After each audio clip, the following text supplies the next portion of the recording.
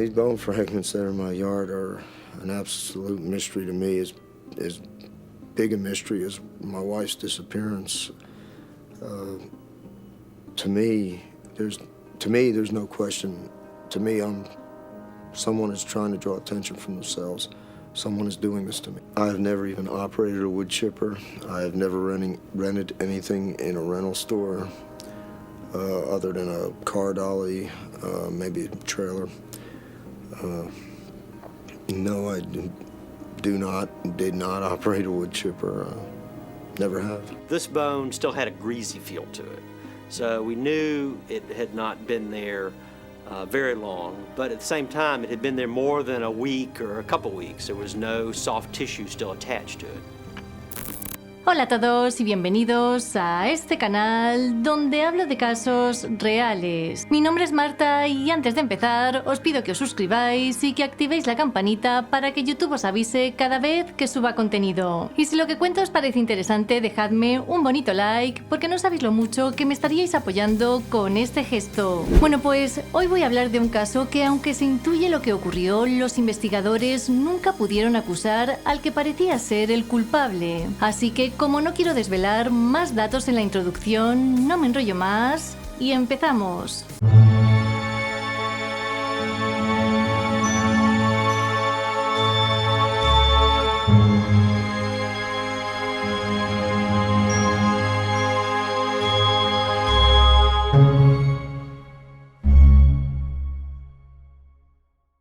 Leonard y Monica Rizzo eran el típico matrimonio de clase media americana que en 1997 residía en San Antonio, Texas. El hombre, aparte de su empleo en una oficina, tenía un negocio de ordenadores que dirigía en un edificio de servicios públicos que estaba en la parte trasera de su propiedad. Mónica, por su parte, trabajaba en el departamento de recursos humanos de una empresa de San Antonio. Sus hijos, Leonard y Vincent, de 22 y 19 años respectivamente, estaban prácticamente independizados. Así que en su tiempo libre la pareja disfrutaba de largos paseos en moto e incluso acudían a los bares locales para quedadas de motociclistas. A simple vista, el matrimonio tenía una vida normal, hasta que de repente Mónica desapareció sin dejar ni rastro.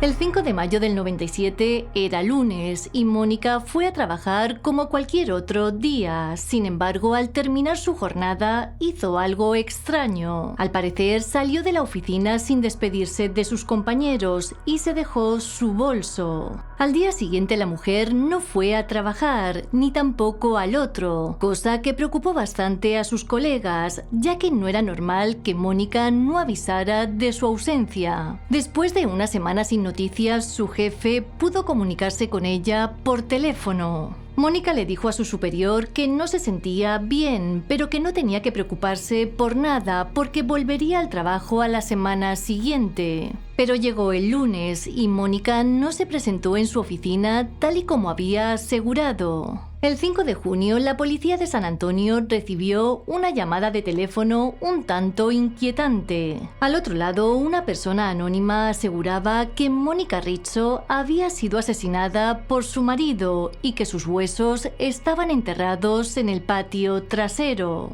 En menos de una hora, los investigadores se presentaron en la casa del matrimonio. Sin embargo, allí se toparon con algo que no esperaban. Y es que Leonard, el marido de Mónica, estaba sufriendo una convulsión. Por este motivo, inmediatamente fue trasladado al hospital. Los investigadores hablaron con Leonard Jr., el hijo mayor de los Rizzo, que estaba en la casa en ese momento. El chico les dijo que vivía al otro lado de la ciudad y que llevaba más de una semana sin ver a su madre. Como ya estaban dentro, los agentes aprovecharon para inspeccionar la casa. Lo primero que observaron fue que la ropa de Mónica todavía estaba en su armario y su coche estaba aparcado en el camino de entrada. Además, en un cajón encontraron su carnet de conducir y su pasaporte, cosa que indicaba que la mujer no se había marchado, al menos por su propio pie. Como la llamada anónima decía que Mónica estaba enterrada en el patio trasero, los investigadores investigadores también lo registraron, pero solo hallaron huesos de animales. Vincent, el otro hijo, le dijo a los detectives que la noche del 27 de mayo vio a su madre por última vez. Al parecer, ella estaba en la ducha y hablaron a través de la puerta del cuarto de baño. Oficialmente, esa fue la última vez que alguien de su familia vio a Mónica con vida.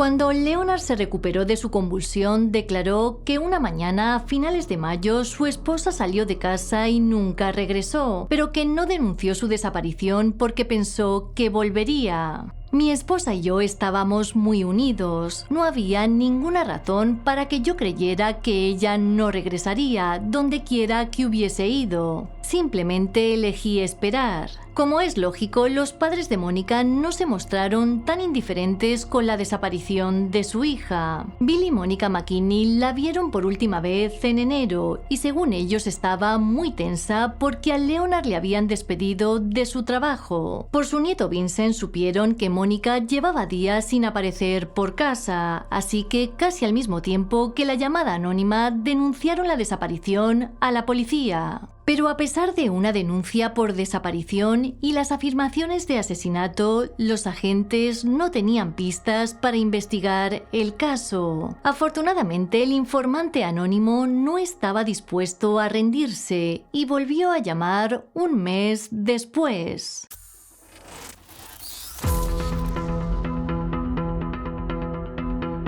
Un mes después de la primera llamada, el informante volvió a ponerse en contacto con los agentes, pero esta vez con instrucciones más específicas. Lo que les dijo por teléfono fue que los huesos de Mónica estaban enterrados en el patio de su casa, pero debajo de una pila de llantas. Los investigadores registraron una vez más dicho patio, y hay que decir que lo que allí encontraron les dejó en shock. Debajo de la pila de llantas mencionada había un cráneo, varios fragmentos de hueso y lo que describieron como bolsas de plástico con tejido humano. Cuando Leonard fue informado del hallazgo, dijo que no sabía cómo esos huesos habían terminado en su jardín y añadió que seguramente alguien estaba tratando de incriminarlo por el asesinato de su esposa. Estos fragmentos de hueso que están en mi jardín son un misterio absoluto para mí, un misterio tan grande como la desaparición de mi esposa. Para mí, alguien está tratando de llamar la atención,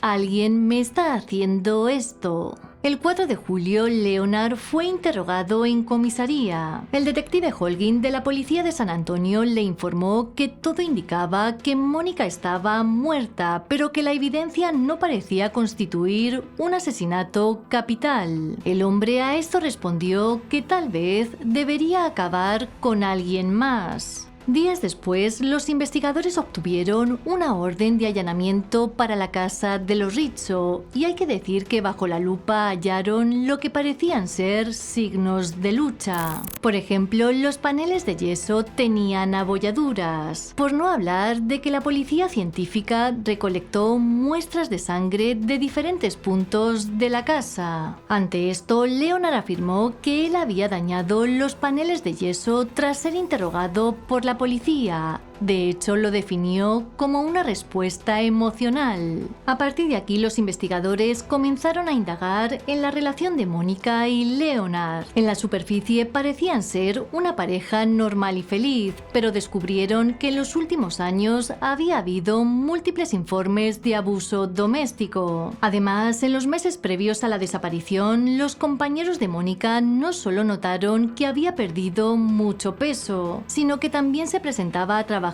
con marcas en los brazos. Por supuesto, Leonard insistió en que no hubo abuso en su hogar, porque él y Mónica estaban profundamente enamorados. Casi al mismo tiempo, los huesos del jardín fueron sometidos a pruebas de ADN para su identificación. Para ello tomaron muestras de los hijos de Mónica, porque al ser adoptada no podían utilizar la de sus padres. Sin embargo, la sorpresa llegó a finales de julio, cuando un microbiólogo del laboratorio de Dallas descubrió que el cráneo y la bolsa de tejido encontrados en el jardín de los Rizzo contenían ADN humano que no coincidía con el de Mónica. Esto sorprendió a los detectives, pero no tanto como sus otros hallazgos. Para empezar, la sangre de la casa y una de las bolsas de plástico contenían ADN de otra persona, y la otra bolsa contenía ADN de otra bien diferente, al igual que el cráneo. Por lo tanto, se llegó a la conclusión de que podría haber 3 víctimas sin identificar.